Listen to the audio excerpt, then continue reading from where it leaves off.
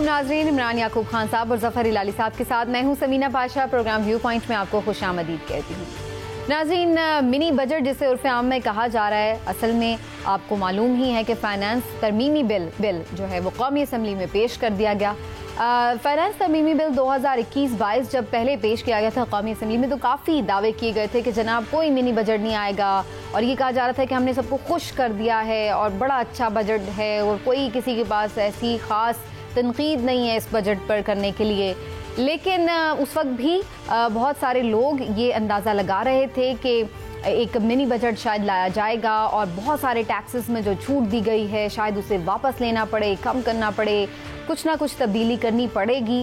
और इस तरह ही खदशा जाहिर किया जा रहा था कि IMF के भी जब आप प्रोग्राम में जाते हैं तो जाहिर है कि आपको फिर वहाँ से भी कुछ मामलात को देखना पड़ता है। तो ये खदशात अब एक तरह से दुरुस्त साबित हो रहे हैं, क्योंकि बहरहाल एक नया जो मालियाती बिल है जिसको ज़िमनी मालियाती बिल कहा जाए, वो ज़रूर अब पेश कर दिया गया है कौमी असम्बली में। वहाँ पर अपोजिशन ने शोर शराबा किया, हंगामा आराई हुई, जिसके बाद कौमी असम्बली का इजलास तो मुलतवी कर दिया गया। अब ये बिल सेनेट में पेश किया जाएगा, लेकिन क्या हुकूमत इस बिल को मंजूर करवाने में कामयाब हो पाएगी या नहीं? जो तरामीम हैं वो किस हद तक अवाम दोस्त हैं या फिर अवाम मुखालिफ हैं? किस तरह से गरीब आदमी जो कि पहले ही महंगाई की चक्की में पिसा हुआ है, उसकी जो जेब है उस पर मज़ीद बोझ बढ़ने जा रहा है या नहीं? इस सारी सूरत हाल पर डिस्कशन करेंगे और आप सबको मैं खुशामदीद कहती हूँ। थोड़ा सा मैं आपको ज़रूर बताना चाहूँगी कि जो इसमें सजेशंस हैं, जो तजावीज़ हैं, वो आखिर हैं क्या, ताकि थोड़ा सा हमें आइडिया हो जाए कि आखिर ये तरमीमी बिल जो है वो क्या करने जा रहा है आपकी जेब के साथ। तो जनाब, इस में जो पहली तजवीज़ है उसके मुताबिक मजमूई तौर पर 343 अरब रुपए की जो टैक्स छूट है वो ख़त्म कर दी जाएगी, जिसमें से मशीनरी पर 112 अरब की टैक्स छूट ख़त्म करने की तजवीज़ है। फार्मास्यूटिकल्स पर 160 अरब की टैक्स छूट ख़त्म करने की तजवीज़ है। बाकी लग्जरी जो अशिया हैं उनकी दरामद पर 71 अरब रुपए की टैक्स छूट ख़त्म की जा रही है। मशीनरी और फार्मा इंडस्ट्री पर टैक्स रिफंड हो सकेगा अलबत्ता। मोबाइल फ़ोन्स पर 17% जनरल सेल्स टैक्स की तजवीज़ है, आपको याद होगा ये भी कम कर दिया गया था। सोने चांदी समेत कीमती ज्वेलरी पर भी 17% सेल्स टैक्स बिल में शामिल है, जबकि डेयरी प्रोडक्ट्स बनाने में इस्तेमाल होने वाली मशीनरी और सामान पर 5% की जगह 17% टैक्स लगेगा। तो गोया जो टैक्स पहले कम किए गए थे उन्हें या तो हल किया जा रहा है या उनमें कुछ ना कुछ इजाफा किया जा रहा है, और जाहिर है कि जब ये टैक्स बढ़ेंगे तो फिर चीज़ों में मज़ीद महंगाई में इजाफा होगा, उनकी कीमतें बढ़ेंगी, तो बोझ आम आदमी पर ही आएगा। ये सारी सूरत हाल है जनाब। तो क्या होना चाहिए, क्या नहीं होना चाहिए, और पॉलिटिकली भी इसके क्या असरात होंगे मौजूदा हुकूमत पर, जो कि पहले ही हम देख रहे हैं कि थोड़ी सी परेशानी का शिकार है अवाम में मकबूलियत के लिहाज से। तो इस पर भी हम इस एंगल पर भी बात करेंगे। पहले मैं इमरान साहब की तरफ चलूँगी। इमरान साहब आज पता नहीं शायद न्यू ईयर मनाने मुझे लगता है कि कराची चले गए, आज मेरे साथ तो मौजूद नहीं है। इमरान साहब, आपको खुशामदीद कहती हूँ कराची से। और कैसा है कराची का मौसम? बिस्मिल्लाहिर्रहमानिर्रहीम। कराची का मौसम बड़ा अच्छा है और यहाँ लाहौर की निस्बत सर्दी बड़ी कम है। अच्छा। आप ये कह सकते हैं कि खुशगवार मौसम है, और काफ़ी जो है ना यहाँ पे शाम में वैसे भी क्योंकि हवाएं चलती हैं तो कराची का मौसम तो आज मुझे तो बड़ा अच्छा लगा। लाहौर की ज्यादा सर्दी से यहाँ बेहतर महसूस हो रहा है। ठीक, तो मैं उम्मीद करती हूँ कि फिर आप और लाले साहब मिलकर कुछ अच्छा सा प्लान भी करेंगे कुछ खाने पीने का। लेकिन चलिए अभी तो ज़रा टॉपिक्स पे बात करते हैं। इमरान साहब, ये मिनी बजट के हवाले से बात हो रही है और आप भी उन लोगों में शामिल थे जो पहले ही से ये कह रहे थे कि बिल्कुल मिनी बजट आएगा और आते ही रहेंगे मिनी बजट्स। तो अब तो बाकायदा इसमें तरमीमी बिल की सूरत में लाया जा रहा है। क्या आपको नज़र आ रहा है फिर से महंगाई का नया तूफान आएगा? क्यों मिनी बजट लाने पर मजबूर हुई है हुकूमत? समीना, 2-3 बड़ी अहम चीज़ें हैं। जैसे आपने खुद कहा कि मैं उन लोगों में शामिल था। आपको याद होगा जिस दिन बजट था, हमने उस दिन भी जब प्रोग्राम किया तो मैंने कहा था कि ये इलेक्शन बजट दिया हुकूमत ने, और हुकूमत तरमीमी जो है ज़िमनी बजट वो ज़रूर लाएगी। मिनी बजट दोबारा आएगा, बल्कि कई आएंगे। तो आज देख लें वो बात सच साबित हुई है, ये आ गया। अब आज मेरे नज़दीक जो सबसे अहम बात है वो 2 सवाल हैं। एक तो ये बुनियादी सवाल है कि अचानक कौमी असम्बली का इजलास मुलतवी क्यों कर दिया गया, और दूसरा ये कि क्या ये मिनी बजट पास हो जाएगा कि नहीं।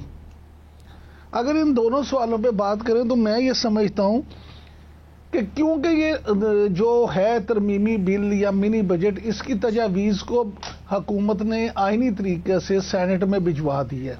अब सेनेट में 14 दिन लगेंगे। 14 दिन वहाँ पे सेनेट ने हुकूमत के पास इन को मंजूर करवाने के लिए सेनेट में 14 दिन हैं। फिर ये वापस तजावीज़ असम्बली में आएंगी। अब जब असम्बली में आएंगी तो फिर हुकूमत उसे सादा अक्सरियत से भी पास करवा सकती है। यहाँ से अब वो दूसरा सवाल पैदा होता है कि क्या हुकूमत ये पास करवा लेगी। तो मैं आपसे ये अर्ज करूँ कि हमारी अपोजिशन आपने देखा, बल्कि हमने शुरू में कुछ शॉर्ट्स चलाए भी कि कितने उस पर सवालात हुए, अपोजिशन ने कितनी तेज़ तकरीरें की, हुकूमत ने क्या कुछ किया, अपोजिशन ने क्या कुछ किया। लेकिन मैं अपने मुशाहिदे और तजज़िये की बुनियाद पर आपको ये ज़रूर बताना चाहूँगा कि मुझे ऐसे लगता है कि माजी की तरह ये भी चीज़ पास हो जाएगी। कौमी असम्बली में भी ये पास हो जाएगा। उसकी बुनियादी वजह ये है कि ये मामला सिर्फ हुकूमत का नहीं है, ये मामला रियासत पाकिस्तान का है। क्योंकि IMF के पास जब आप गए हैं, आपने उनकी शराइत मानना है। अब IMF की फरमाइश पे अगर आप ये मिनी बजट ला रहे हैं, तरमीमी बिल ला रहे हैं, तो फिर इसको आपको पास करवाना पड़ेगा। ठीक, चलिए इस पे तो इमरान साहब फिर हम बात करते हैं कि पास कैसे होगा और कैसे नहीं होगा, कौन कौन इस दफ़ा खुफिया मदद करेगा हुकूमत की या ओपनली करेगा। इस पे तो हम ज़रा अभी डिटेल में बात करेंगे, लेकिन थोड़ा सा पहले हिलाल साहब का कमेंट ज़रूर लूँगी इस सारी पोजीशन पर जो हुकूमत लेने जा रही है। हिलाली साहब, आपको क्या लग रहा है, आखिर ऐसी वजूहात क्या हुई जिसकी वजह से हुकूमत को ये मिनी बजट लाना पड़ रहा है, और पहले क्यों नहीं इन्होंने ये चीज़ें जो थी उनको फोर्सी किया? इसका मतलब है पिछले बजट में कुछ खामियां रह गई थी। देखिए, सीधी सादी बात यह है कि 600 बिलियन रुपया जो है जो पेट्रोलियम लेवी में हमने खत्म किया है, उसको रिकवर करना था ना। वो तो 600 बिलियन लगना था। अगर ये कीमतें ना बढ़ते तो वो पैसे लग जाते। देखिए, मैं आपको बताता हूं, ये सिर्फ शोरशार ये ऑपोजिशन कर रहा है, इसको कुछ नहीं। ये तो चाहते हैं ये बजट पास हो। अगर ना पास हो तो पता क्या होगा इनको, अगर ये अक्सरियत इनका है और ये गवर्नमेंट में आ जाए, इनको पास करना पड़ेगा। तो ये सब एक रैकेट है। ये प्रेशर दिलवाना चाहते हैं गवर्नमेंट पे, ये शोरशार करके। और मैं आपको एक और बताता हूं, अगर नहीं पास होगा, मैं आपको बताऊं 2-3 चीजें क्या होगा। नंबर 1, आपको IMF प्रोग्राम से निकलना पड़ेगा। नंबर 2, आपको कोई कमर्शियल बैंक दुनिया में यूरो और डॉलर की कर्ज नहीं देगा। नंबर 3, वर्ल्ड बैंक और Asian development bank fresh loan आपको नहीं देंगे। आप एक खरगोश हैं जो हेडलाइट में पकड़े गए हैं, आप भागने भी नहीं सकते हैं। You are stuck. और आप फॉरगेट अबाउट ये सब रैकेट है इनका, ये तकरीरें वकरीरें, ये बिल्कुल 100% पास होगा। और मैं तो ये पूछना चाहता हूं कि क्या चीजें हैं जिनमें 17% टैक्स लग रहा है भाई? 80% जो चीजें जो कॉमन मैन कंज्यूम करता है, 80% कॉमन मैन की कंजम्पशन जो होता है, उस पर तो कोई प्राइस इंक्रीज नहीं हो रहा है, उस पर तो कोई टैक्स नहीं लग रहा है। 20% पे लग रहा है, हाँ 20% पे लग रहा है, मगर 80% पे नहीं। दूसरी बात, पाउडर्ड मिल्क, लोग कहते शोर करते हैं पाउडर्ड मिल्क। आपको पता नहीं पता है कि नहीं कि 80% माँ जो है वो माँ का दूध चलता है हमारे कॉमन मैन का, तो 20% है सिर्फ जो पाउडर्ड मिल्क लेते हैं। अफसोस है उन कहना कि उनका बढ़ रहा है, मगर दूसरी चीज ये भी तो है ना, रिबेट है जो आपने जिक्र किया था, रिफंड है जो आपने जिक्र किया था।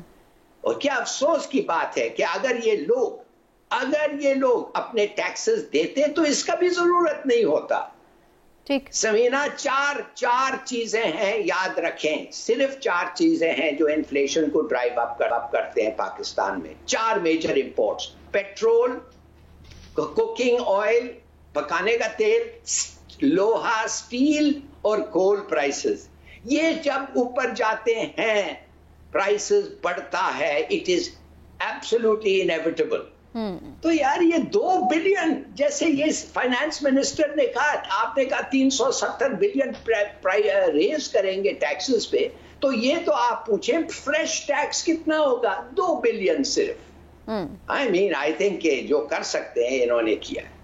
ठीक है, तो आपको लगता है कि ये बिल्कुल हुकूमत की मजबूरी थी कि करना। इमरान साहब, एक बात तो मुझे बहुत हिलाली साहब की और भी बातें सही लगी, लेकिन एक बात ज़रा मैं जिस पे आपका कमेंट ज़रूर चाहूँगी, वो ये कि जो ये देखिए ना कि जब पेट्रोलियम प्राइस बढ़ रही थी तो हुकूमत ने जो अपना लेवी था, टैक्सेस थे, वो बिल्कुल सिफर भी कर दिए थे एक मौके पे। तो जाहिर है कि उस वक्त जो वो इनकम थी, उसका जो वो घाटा था, वो कहीं ना कहीं से पूरा तो करना है ना।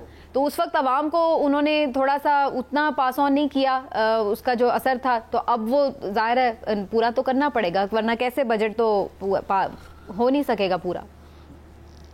समीना, बात यह है कि आप इस बात को छोड़ दें कि हुकूमत ने क्या किया या क्या नहीं किया। मैं बारखा ये बात कहता हूं कि एक आम पाकिस्तानी को, एक आम आदमी से इससे कोई सरोकार नहीं है कि हुकूमत के मसाइल क्या हैं। उसको इस बात से कोई सरोकार नहीं है कि हुकूमत ने उसको लेवी बढ़ाई है या कम की है। उसको इस बात से सरोकार है, सिर्फ और सिर्फ इस बात से सरोकार है कि उसको जो चीज़ मिल रही है वो उसे कितने पैसों में मिल रही है। फार्मास्यूटिकल अगर महंगी होगी तो आम आदमी कैसे मुतासिर नहीं होगा? मुझे आप ये बताएं कि कैसे आम आदमी मुतासिर नहीं होगा। दूसरा, हमारे यहाँ जो इंडस्ट्रियलिस्ट तबके की सोच है, क्या आप ये समझते हैं कि सरमायादार को बेशक वो बाद में रिफंड हो, उस रिफंड का फ़ायदा वो अपने कंज्यूमर को देगा, एक आम पाकिस्तानी को देगा? माजी में तो कभी ऐसा नहीं हुआ, अब भी ऐसा नहीं होगा। वो तो अपना उस रिफंड से खुद फ़ायदा उठाएगा, क्योंकि वो मेरी खुद कुछ सनतकारों से बात हुई है, वो कहते हैं जनाब बात ये है कि हमें तो जब रिफंड मिलता है तो पहली बात तो ये है कि धक्के बड़े खाने पड़ते हैं। दूसरा, फिर जब रिफंड लेना जाता है तो 75% हमें मिलता है, 25% तो वैसे ही कटौती हो जाती है। वो जो करते हैं उनकी कमीशन होती है, 25 से 30% रेट तय है।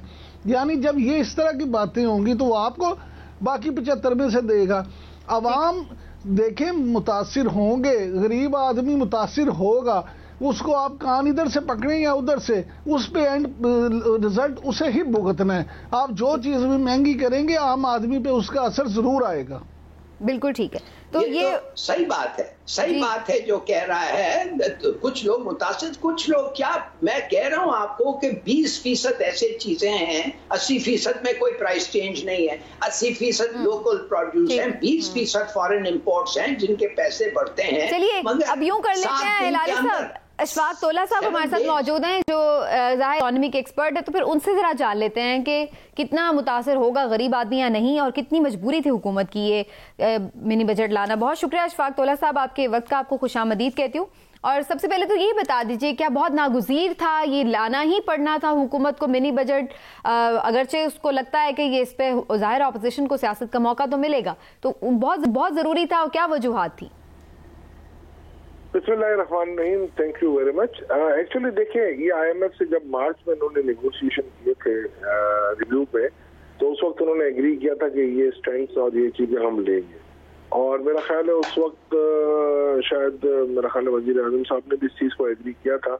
बस जब बाद में उन्होंने एग्री करने के बाद जब उनके कंसिक्वेंसेस को इवेल्युएट किया तो मेरा ख्याल है वो समझ बैठे कि यार ये तो बहुत बड़ा एक मसला हो सकता है। अब जब ये सर पे पड़ी है और IMF ने कहा कि आप करें या तो आप बताएं, हम प्रोग्राम को ऑफ करेंगे, तो उस वक्त मेरा ख्याल अब इनके पास पैसे भी नहीं थे। जब सऊदीया से भी ये लेने गए तो उन्होंने भी ये कहा कि जी $4.25 बिलियन की फैसिलिटी, जिसमें $1.2 बिलियन ऑयल फैसिलिटी की है, तो उन्होंने कहा कि जी आप जब तक IMF के साथ नहीं होंगे हम आपको नहीं देंगे। तो यहाँ भी एक और अजीबत उठानी पड़ी इनको जब उन्होंने उठाई, और जब उन्होंने IMF के पास गए तो IMF ने कहा कि ये 2 कंडीशन आप पूरी करें। आप एग्री कर चुके थे, तो जब एग्री करने के बाद आपको ये कंडीशन पूरी करनी है, तो अब तो ये बात है आपके पास कोई चॉइस ही नहीं है। कोई चॉइस नहीं थी हुकूमत के, बजट लाना था, आपने स्टेट बैंक की ऑटोनॉमी देनी। अच्छा, ये जो बहस हो रही है अशफाक साहब के अवाम पर शायद ज़्यादा वो हुकूमत का ये मौक़िफ़ है कि हम बोझ नहीं डालेंगे, बहुत कम ऐसी चीज़ें हैं जो आम आदमी के इस्तेमाल की हैं उनके प्राइस बढ़ेंगे।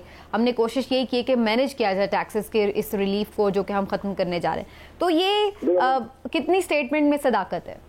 मुझे एक बात बताएं, जब 353 अरब रुपए के बजट में से आप छूट इस्तिस्नाएं ख़त्म करेंगे, तो आप मुझे बता देंगे कौन से ऐसी जादू गेरी है या गीदर चिंगी है कि आप कहेंगे कि आवाम तक पास ऑन नहीं होगा?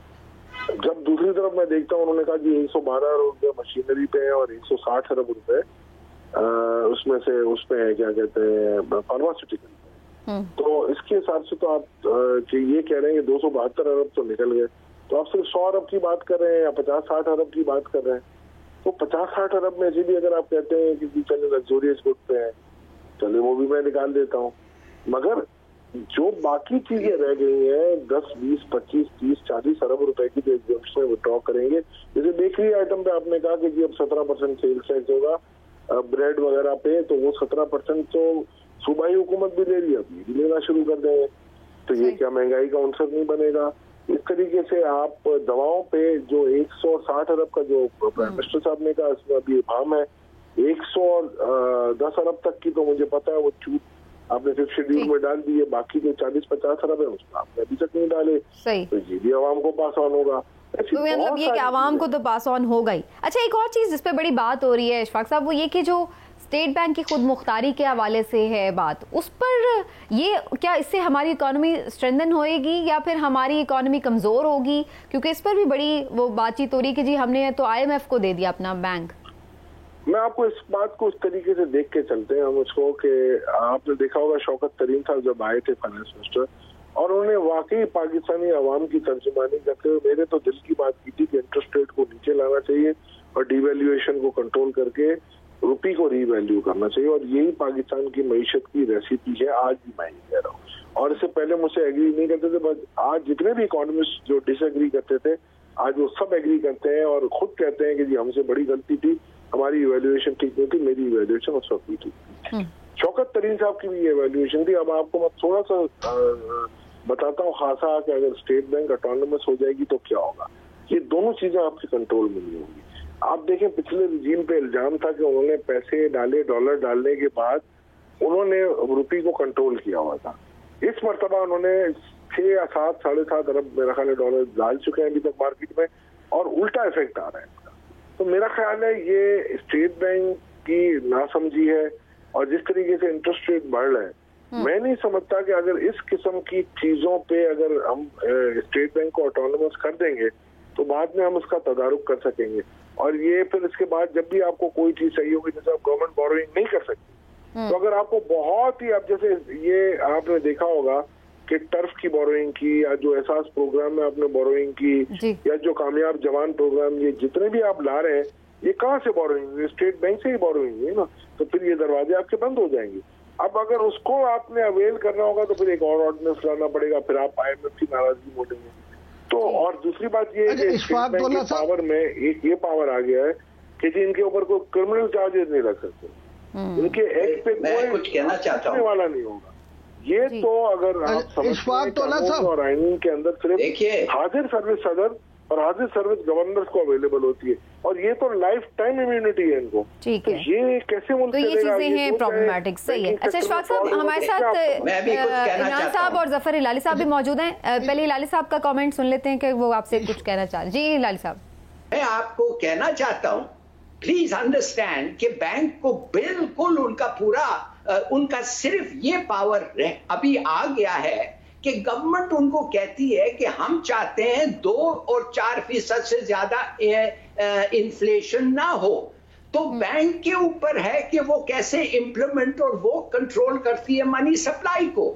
ये गवर्नमेंट बताती है उनको। इसलिए मनी सप्लाई की जब आप बात करें कि कंट्रोल करना स्टेट बैंक की जिम्मेदारी है। पिछले 2 सालों में जब आप गोश गुजार मुझे हो रहे हैं, तो 2 साल के अंदर मनी सप्लाई बढ़ी है, घटी नहीं है। आपकी जो मनी सप्लाई है वो 1.7 ट्रिलियन से बढ़ी है, घटी नहीं है। सर आप स्टेट बैंक की जो वीकली स्टेटमेंट छपती है ना, वो डाउनलोड करके उनकी वेबसाइट से आपको सब अंदाजा हो जाएगा। दूसरी बात ये है कि गवर्नमेंट ने बोरोइंग नहीं की है स्टेट बैंक से, बट वो प्राइवेट सेक्टर से, प्राइवेट बैंकिंग से जब बोरोइंग करती है तो प्राइवेट सेक्टर के लिए ब्लू चिप ये बोरोइंग होती है। उसकी वजह से आपका इंटरेस्ट रेट प्राइवेट सेक्टर की जो बोरोइंग होती है वो खत्म हो जाती है। अगर मैं बिजनेस के लिए लैंडिंग लेने जाता हूँ ना, तो मेरा रेट कुछ और हो जाता है और काइबोर प्लस मुझे देना पड़ता है, जिससे मेरे कॉस्ट ऑफ डूइंग बिजनेस बढ़ जाती है। मैं किसी के उस नाम के ऊपर नहीं जाना चाह रहा कि कौन फाइनेंस मिनिस्टर था और कौन क्या था। ठीक है। किसी मुल्क की बैलेंस शीट नहीं बनती है, मुल्क के जो आशारिये होते हैं ना वो देखे जाते हैं उसके डेट टू जीडीपी से और टैक्स टू जीडीपी से, और उस तरीके से देखा जाता है कि जीडीपी की इंक्रीज कितनी है। बिल्कुल जीडीपी के इंक्रीज में 2-3 जो बहुत बड़े अंसर होते हैं, वो आपकी एक पैदावार में इजाफा होता है और दूसरा आपके इन्फ्लेशन में इजाफा होता है। इन दोनों को जब हम मिलाते हैं तो रियल जीडीपी आपकी बन जाती है। बिल्कुल ठीक। रियल जीडीपी इस मरतबा ज्यादा इसलिए आ रही है कि आपके अफराते जर ज्यादा है, और इशफाक साहब ये ज्यादा होने की वजह से इस तरीके से आप बात कर रहे हैं ना, दुनिया के काफी मुल्कों के अंदर नेगेटिव इंटरेस्ट पे ऑपरेट हो रही है, और हमारे मुल्क में जो सबसे बड़ी वजह महंगाई की है वो डीवैल्यूएशन है। पिछले 6 महीने में 9.5% आपका करेंसी डीवैल्यू हुआ है। बिल्कुल, ये आपका पॉइंट है कि हमारा जो वैल्यू है, हमारे जो रुपये की वैल्यू है, उसको हमें बेहतर करना होगा तो फिर ही इकोनॉमी स्टेबिलिटी की तरफ जा सकती है। इमरान साहब भी, तरीन साहब ने कहा है। जी बिल्कुल साहब कहते हैं। हाँ, ये इमरान साहब भी कुछ आपसे बात करना चाह रहे हैं। जी इमरान साहब।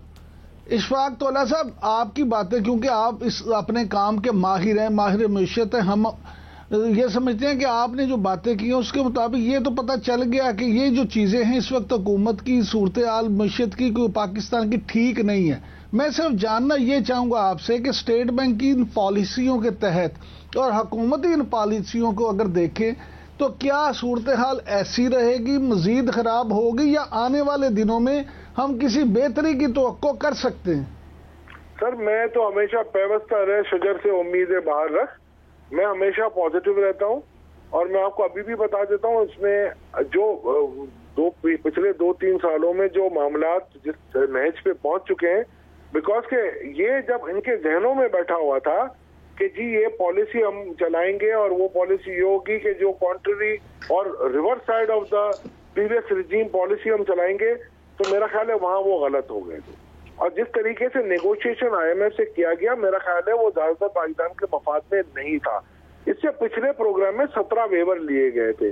जब क्रिस्टिना लेगार्ड ने कहा कि जी आप अपनी करेंसी डिवैल्यू करें, तो उनको कह दिया गया था कि जी हम प्रोग्राम से हटने के लिए तैयार है, हम डिवैल्यू नहीं करेंगे।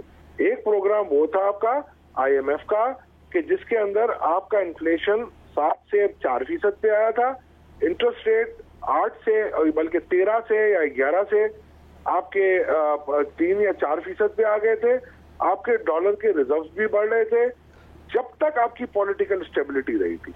जिस वक्त आप पॉलिटिकली डिस्टेबल हो गए, आपकी मईशत और आपके अशारिये सारे बिगड़ गए थे। तो नेम ऑफ द गेम जो भी होगा इमरान साहब, वो पॉलिटिकल स्टेबिलिटी होगी, और इस वक्त आपको मुझे अभी कहना चाहिए वो चार्टर ऑफ इकोनॉमी की जरूरत है। तमाम स्टेक होल्डर्स को बैठना पड़ेगा, और इंशाल्लाह इसके लिए हम कोशिश कर रहे हैं। स्टेट बैंक के साथ भी हम बात करें, इंस्टीट्यूट ऑफ चार्टर्ड अकाउंटेंट का मैं खुद वाइस प्रेसिडेंट हूँ, हम उसके लिए भी कोशिश कर रहे हैं कि हम बैठ के इन तमाम स्टेक होल्डर्स को एक प्लेटफॉर्म पे लाएं और उसको तय करवाएं कि चार्टर ऑफ इकोनॉमी क्या होगा, ताकि मईशत आपकी ठीक चले। बिल्कुल ठीक। इशफाक तौला साहब, आप हमारे साथ मौजूद रहे, आपका बहुत शुक्रिया। अभी हम ब्रेक की तरफ जा रहे हैं, ब्रेक ले लेते हैं, और ब्रेक के से वापस आकर फिर मजीद भी कुछ बात करेंगे और थोड़ा पॉलिटिकल इम्प्लिकेशंस की भी बात करेंगे कि जाहिर है कि जब आप कोई मिनी बजट या इस टाइप की कोई चीज़ लेके आते हैं तो फिर उसके बाद अवाम में आपकी मकबूलियत मजीद कम होती है, और ज़ाहिर अपोजिशन को भी अपोजिशन का मौका मिलता है। इस पर बात करते हैं ब्रेक के बाद हमारे साथ।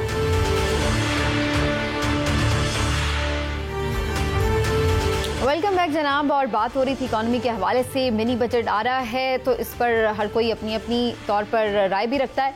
फवाद चौधरी साहब तो ये कह रहे हैं कि जनाब ये बजट इजीली पास भी हो जाएगा, और उनका तो ये भी दावा है कि अपोजिशन तो उनसे खुद राब्ते में है। और क्या उन्होंने क्या कुछ कहा, ज़रा सुन लीजिए।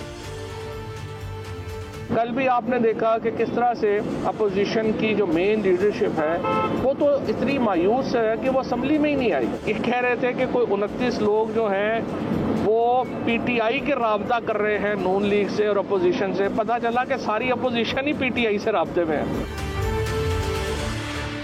जी, तो ये सूरत हाल है। अपोजिशन उनका कहना है कि जी राब्ते में है। हिलाली साहब, आपकी तरफ आऊँगी।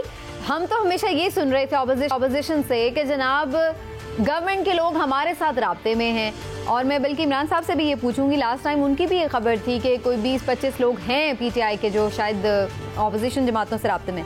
लेकिन यहाँ तो फवाद चौधरी साहब का दावा ही अक्सर अलग है। आपको लग रहा है ऐसा हो सकता है? समीना, सीधी बात ये है कि मेहरबानी से सोचिए 2 मिनट के लिए कि ये जो आप स्टेट बैंक का बात कर रहे थे और उसके पावर्स खत्म हो गए और हमारी सॉवरेनिटी खत्म हो गई है, हमारी सॉवरेनिटी अगर इररिस्पॉन्सिबली इस्तेमाल किया जाएगा तो मैं एज अ पाकिस्तानी चाहूंगा कि उस पर कुछ कंट्रोल आए।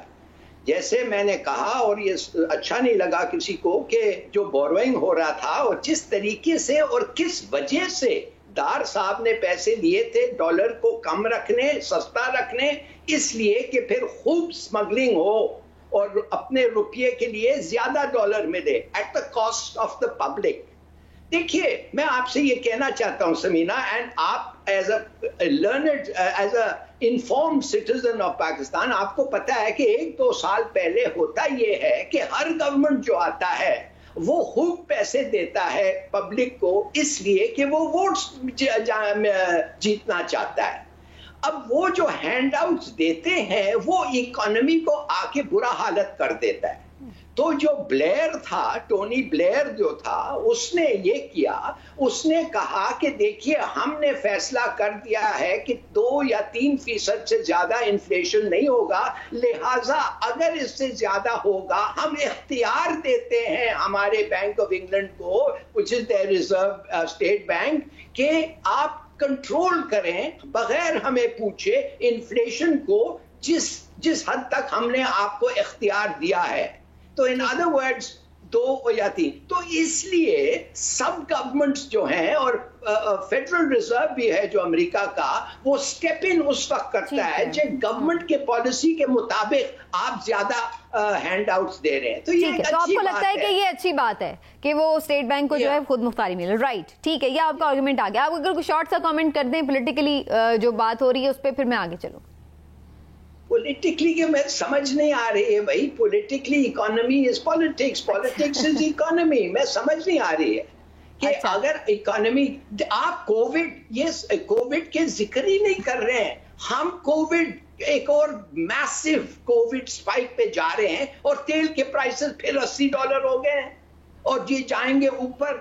हम इसका तो जिक्र ही नहीं कर रहे हैं समीना। ये कोविड तो ऐसा कि आया ही नहीं है इस दुनिया में। हर चीज और हर बिल्कुल प्रॉब्लम्स और फैक्टर्स अपनी जगह हैं। हाँ बिल्कुल सही। तो जाहिर है उनके साथ ही मईशत को देखा जाएगा, अकेले तो नहीं मईशत को देखा जाएगा कि पहले जीडीपी कितना था अब कितना है। जाहिर है कि पहले कोविड नहीं था, अब कोविड भी गुजरा है। लेकिन इमरान साहब आप प्लीज थोड़ा सा जरूर इस पे कमेंट कीजिएगा जो फवाद चौधरी साहब बात करें, क्योंकि आप तो खुद ये बात कह रहे थे कि जी बहुत सारे हुक्मरान जमात के लोग जो हैं वो अपोजिशन जमातों से राब्ते में, लेकिन फवाद चौधरी साहब तो कुछ और ही कह रहे हैं। देखिए, फवाद चौधरी साहब हमारे दोस्त हैं, वो बातें करते रहते हैं, कहते रहते हैं। उन्होंने तो वो बात कह रही है ना जो उनको सूट करेगी, जो हुकूमत को सूट करेगी, जो उनकी पार्टी को सूट करेगी। लेकिन जो सच है वो ये है कि बिल्कुल ऐसी बात नहीं है। लोग इनसे आजिज आ चुके हैं। हिलाली साहब को शायद मेरी बात बुरी लगे, लेकिन मैं फिर आपसे ये कहूँगा कि अवाम का इंटरेस्ट इसमें नहीं है कि आप जो स्टेट बैंक ऑफ पाकिस्तान है उसको ऑटोनमस बॉडी करते हैं, इसको इंडिपेंडेंट करते हैं, या वो हुकूमत के अंडर रहता है। अवाम का इंटरेस्ट इसमें है कि महंगाई किस तरह से कंट्रोल होती है। अवाम ये चाहते हैं कि डॉलर जो है उसकी निस्बत पाकिस्तानी रुपया मजबूत कैसे होता है। अवाम ये चाहते हैं कि उनके मसाइल का कैसे कम हो सकते हैं। जब आप मिनी बजट की बात करते हैं, मैंने तो फवाद चौधरी साहब का ये सुनाने से पहले आपको कह दिया कि मुझे ऐसा लगता है कि ये आराम से पास हो जाएगा, क्योंकि ये रियासत पाकिस्तान का मसला है और रियासत इसे पास करवाएगी। वो अपोजिशन को मनाए, अपोजिशन को लाए या जो भी करे, क्योंकि IMF अगर अदरवाइज आपके साथ वो अपना जो एग्रीमेंट है वो ख़त्म कर देगा, जो अभी आप उसके मुतहम्मिल नहीं हो सकते। लेकिन महंगाई का जो मामला है पॉलिटिकली जो आप समझना चाहती हैं, तो इस हुकूमत ने अवाम को रुला दिया है। आज मुझे हमारे ऑफिस का GNN का एक ड्राइवर दिखा रहा था, उसको बिल आया है वापडा का, उसने सिर्फ 28 यूनिट इस्तेमाल किए हैं, 28 यूनिट, और उसको 5,620 रुपए का बिल आया। अब मुझे ये बताएं कि 28 यूनिट वाले को 5,620 का अगर बिल आ गया तो वो बेचारा क्या करे। चाहे उसमें इन्होंने आपने माजी के उसको वजूहात कोई भी हो, लोग तो ये देखेंगे कि उनके लिए मुश्किल हो रही है जिंदगी, तो फिर जाहिर है कि वो तो इसी हुकूमत से ही सवाल करेंगे। जी लाल साहब शायद कुछ रिस्पॉन्ड करना चाह रहे हैं। जी लाल साहब, देखिए सीधी बात ये है कि अगर ऑपोजिशन आप क्यों समझते हैं कि ये बिल पास होगा? ये क्या मतलब है आपका कि रियासत इन्वॉल्व है? नो, आई एम सॉरी, अगर ये बिल पाकिस्तान के लिए खराब है तो रियासत नहीं इन्वॉल्व है। मगर आप ये नहीं मानते, मगर कहते फिर भी बिल पास हो जाएगा। तो क्या आप ये कह रहे हैं कि रियासत चाहता है कि पाकिस्तान की बुरी हालत हो और बिल पास हो जाए, हालांकि बुरा बिल है? नहीं, ये आंसर नहीं। एक मिनट, मैंने आपको इंटरव्यू नहीं किया, प्लीज। मैं सिर्फ आपको ये कहना चाहता हूं कि ये ऑपोजिशन भी नहीं चाहती, ऑपोजिशन पावर नहीं चाहता। अब ऑपोजिशन चाहती है कि महंगाई बढ़े, प्रेशर ज्यादा हो, टीएलपी एक दफे और निकले इनके खिलाफ। आप क्या समझते हैं? दिस इज पॉलिटिक्स, ये got nothing to do with economics. अच्छा जी इमरान साहब, लेकिन हिलाली साहब, अपोजिशन तो कुछ समझे या ना समझे, लेकिन आप मेरी बात नहीं समझ रहे। मैंने ये तो कहा नहीं जो आपने मतलब निकाला। मैं ये कह रहा हूं कि क्योंकि आईएमएफ की शराइत में ये सब कुछ हो रहा है, और आईएमएफ की शराइत अगर हम नहीं मानते तो वो एग्रीमेंट खत्म हो जाएगा। रियासत पाकिस्तान ये नहीं चाहती, क्योंकि इस वक्त रियासत पाकिस्तान हमारा मुल्क मुतहम्मिल नहीं हो सकता आईएमएफ का वो एग्रीमेंट खत्म करने के, लिहाजा इसलिए वो इसको पास कराएंगे। इसमें इसमें ऑपोजिशन साथ देगी? चलिए थोड़ा सा आगे बढ़ाएं ना डिस्कशन को। ये बताएं, ऑपोजिशन साथ देगी या ये हुकूमत खुद से ये कर सकती है एलाइज के साथ? प्लीज, मेरा लास्ट कमेंट इस पे ये होगा। एक मिनट हिलाली साहब को सुन लीजिए, सुन लें। जी हिलाली साहब, मैं लास्ट कमेंट मेरा ये होगा कि हुकूमत की बात नहीं है ये नोबॉडी कोई, ये ऐसा मौका है कि हम कितने दफे एक ट्रांच के बाद आपको पता है आईएमएफ प्रोग्राम से निकल के चले गए। हमें वी आर नोन, हमें कहा जाता है you are a one tranche economy, माने कि हम पहले ट्रांच तुम ले लेते हो और उसके बाद हमारे जितने भी शर्तें हैं तुम उसको नहीं मानते हो। 10 दफे हम निकल के चले गए। क्यों निकले उस वक्त? इसलिए निकले कि हमारे पास उस वक्त वजह था, अब कोई वजह है नहीं। अब ये बुरा होगा और अपोजिशन की भी यही स्टांस है, वी कैन नॉट लीव, इसलिए कि यही फैसले वो करेंगे अगर वो आए। लेकिन अभी उन्हें चूंकि मौका मिल रहा है, वो ऑपोजिशन में है, तो वो इस पर पूरी जाहिर है सियासत और पॉइंट स्कोरिंग तो करेंगे। लेकिन बहरहाल जनाब, देखना यही है कि वही फैसले हों जो कि हुकूमत के नहीं बल्कि अवाम के भी मफाद में हों, और हम उम्मीद करते हैं कि इस हवाले से कुछ बेहतर ही फैसला साजी की जाएगी। एक ब्रेक लेते हैं, छोटी सी ब्रेक से वापस आते हैं तो कुछ बात करेंगे गुजरते हुए साल की, जो कि अब चंद घंटों का ही मेहमान है, और उसके बाद हम नए साल में दाखिल हो जाएंगे। क्या खोया क्या पाया इस साल में पाकिस्तान ने और मुख्तलिफ सियासी जमातों ने, एक ब्रेक के बाद डिस्कशन।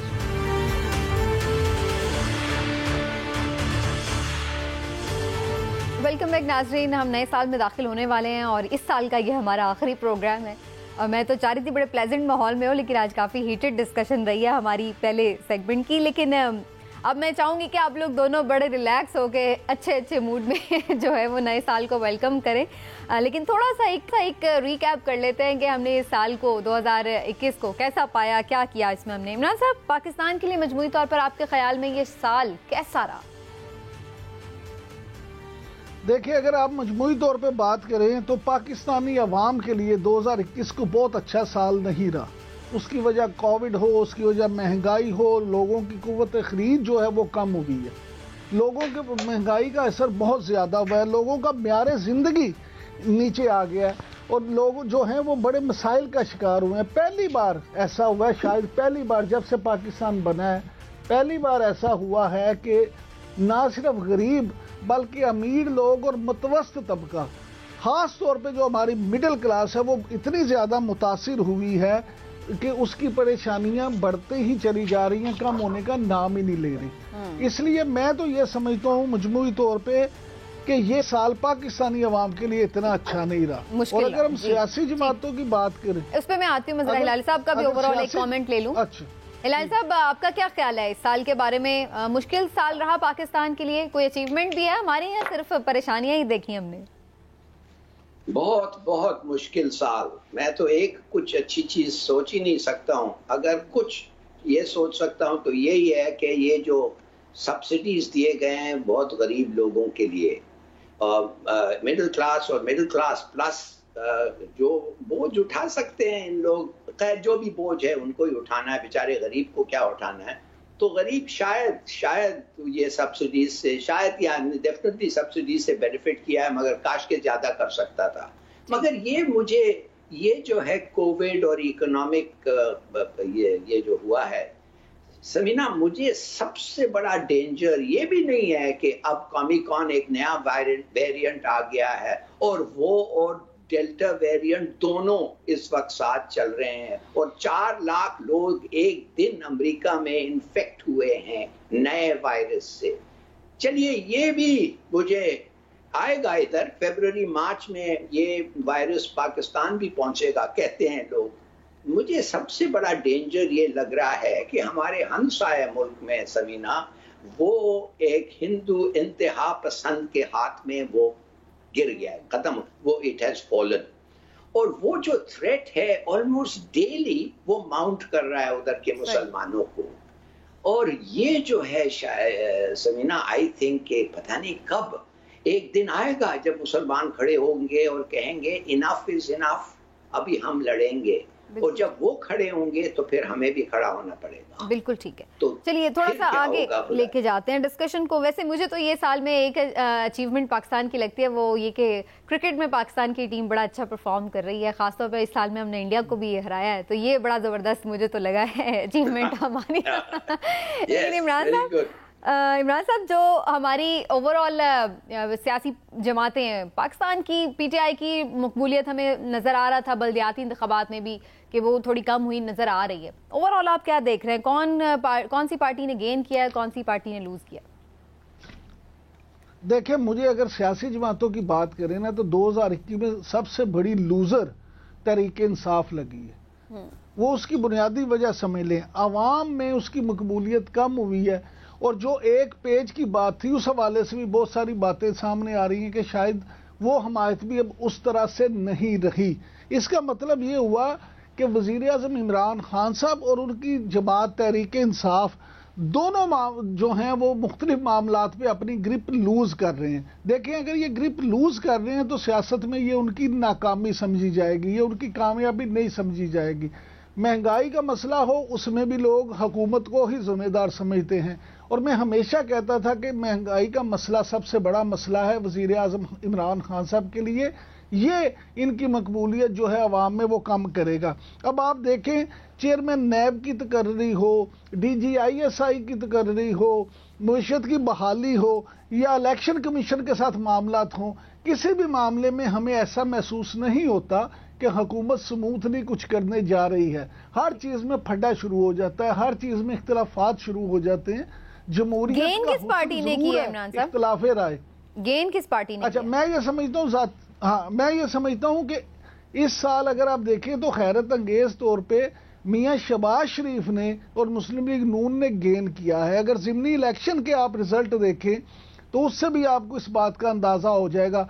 और फिर जो वज़ीर हैं शहबाज शरीफ, वो जिस तरह से अपने आप को प्राइम मिनिस्टर इन वेटिंग के तौर पे प्रेजेंट कर रहे हैं और जिस तरह से उनके वज़ीर आज़म बनने की खबरें आ रही हैं, उससे ना सिर्फ उन्होंने सियासी तौर पे गेन किया बल्कि हुकूमत और तहरीक इंसाफ दोनों इसमें प्रेशर में भी नजर आते हैं। और खुद वज़ीर आज़म इमरान खान जो है वो गेन कर रही है। इमरान खान भी।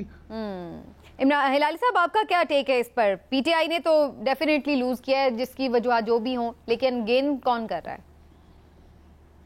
हाँ, पीटीआई ने लूज इसलिए किया है, कुछ उनकी कमजोरियां हैं। ये सही कहा था इमरान याकूब ने कि ये जिन तरीके से मैनेजमेंट किया है इन्होंने, ये जो इदारे और ये वो कम है, this is not been good. और साथ साथ इनके जो चॉइस सिलेक्शंस हुए हैं ओहदों के लिए, वो भी अच्छा नहीं रहा है। तो उस हद तक इनका बिल्कुल कसूर है और इनका ये इस पे रिफ्लेक्ट करता है इनकी अनपॉपुलैरिटी की। मगर सबसे ज्यादा वजह ये है, फिर मैं कहता हूँ, कोविड और महंगाई, जिसके ऊपर जिस कोविड पे इन्होंने बड़ा अच्छा परफॉर्मेंस दिया, मगर महंगाई पे इतना अच्छा नहीं दिया। मगर वो भी फिर भी ज्यादातर वो इनका कसूर नहीं है। कौन बेनिफिट किया मैं बिल्कुल नहीं समझता हूँ। अगर PMLN ने बेनिफिट किया है, वो इसीलिए किया है ना कि वो मेजर प्रोविंस की मेजर पार्टी है, सबसे ज्यादा तो उनके पास है, जाहिर है। हालांकि उन्होंने जो हरकत की है अपने पार्टी के साथ और जिस किस्म की वो क्या कहते हैं गंदा फेक फ्रॉड झूठ कहा है कोर्ट्स के आगे, इनका तो कोई रेप्यूटेशन रहना ही नहीं चाहिए। इनको सबको नायल कर देना चाहिए। मगर फिर भी अगर इनकी पॉपुलैरिटी बढ़ गई है तो वो सिर्फ दिखाती है कि हमारे मुल्क और कौम कैसे हो गए हैं कि झूठे लोग जो साबित झूठे हो गए उनको फिर भी पॉपुलर हो गए। क्यों भाई? इसलिए कि वो आपको कुछ कर रहे हैं, आपके लिए खुद ज्यादा कर रहे हैं मगर फिर भी लूट रहे हैं, फिर भी आप उनको सपोर्ट करते हैं। तो ये एक फ्रेम ऑफ माइंड है जिसके लिए मेरा कोई एक्सप्लेनेशन ये नहीं हो सकता। बस यही मैं कहता हूँ, एक क्रिमिनल एंटरप्राइज बन गया। ठीक है इमरान साहब, अगर आप हिलाल साहब को रिस्पॉन्ड करना चाहें, लेकिन आप क्या देख रहे हैं अगर शख्सियात की हम बात की जाए, कौन सी शख्सियत जो है वो आपको लग रहा है कि ज़्यादा सक्सेसफुल रही है? अगर आपको मैं कहूँ कि एक अवार्ड दे दें मैन ऑफ द ईयर, तो किसको देंगे? ये आप पॉलिटिक्स से बाहर निकल के भी दे सकते हैं। सुन लें, अगर आप इस बात के मैन ऑफ द ईयर की बात करें तो सियासत में तो मैं मौलाना फजलुर रहमान को मैन ऑफ द ईयर का अवार्ड दूंगा। उन्होंने जिस तरह से, हाँ जी, वो इसलिए कि उन्होंने जिस तरह से अपनी पार्टी को लेके अपोजिशन में रोल अदा किया है, उसका देखें, उन्हें केपी में रिजल्ट भी मिला है। अवाम ये देखते हैं कि कौन सा आदमी संजीदा है, कौन सी पार्टी संजीदगी के साथ लगी हुई है और उसने अपोजिशन का रोल किस तरह से प्ले किया, और वो मुतबादल के तौर पे उन्होंने अपने आप को केपी में मनवाया है। इसलिए मैं तो समझता हूँ कि मैन ऑफ द ईयर आपके मौलाना साहब। ठीक है हिलाल साहब, आपके मैन ऑफ द ईयर कौन है? मैं मैन ऑफ द ईयर नहीं, woman of the year award होना चाहिए। अच्छा गुड, किसको देंगे? मुझे? नहीं, आपको मैं women of the year GNN का जरूर दूंगा। मगर किसको? मेरे ख्याल में कि ये यास्मीन को क्यों नहीं दे, या ये जो हेल्थ मिनिस्टर यास्मीन, क्या नाम है इनका? यास्मीन राशिद जी, डॉक्टर यास्मीन राशिद। हाँ, आई थिंक इसने बड़ी दिलेरी से काम दिखाया। ठीक है, गुड इनफ। चलिए जी, होपफुली अगला साल जो है हम सबके साल साबित हो। तमाम लोगों को जो इस वक्त GNN की स्क्रीन पर हमें देख रहे हैं, हमारी तरफ से, हमारे प्रोग्राम की तरफ से और GNN की तरफ से आपको बहुत बहुत नए साल की मुबारकबाद, बहुत सारी नेक ख्वाहिशात और जज्बात के साथ, दुआओं के साथ, और इस उम्मीद के साथ कि पाकिस्तान के लिए ये साल अच्छा साबित हो और इंशाल्लाह हमारे मुल्क में भी खुशहाली अपने कदम जमाए। आज के प्रोग्राम से नाज़रीन आपसे इजाज़त चाहते हैं। कल इंशाल्लाह फिर आपसे मिलेंगे। अल्लाह हाफ़िज़।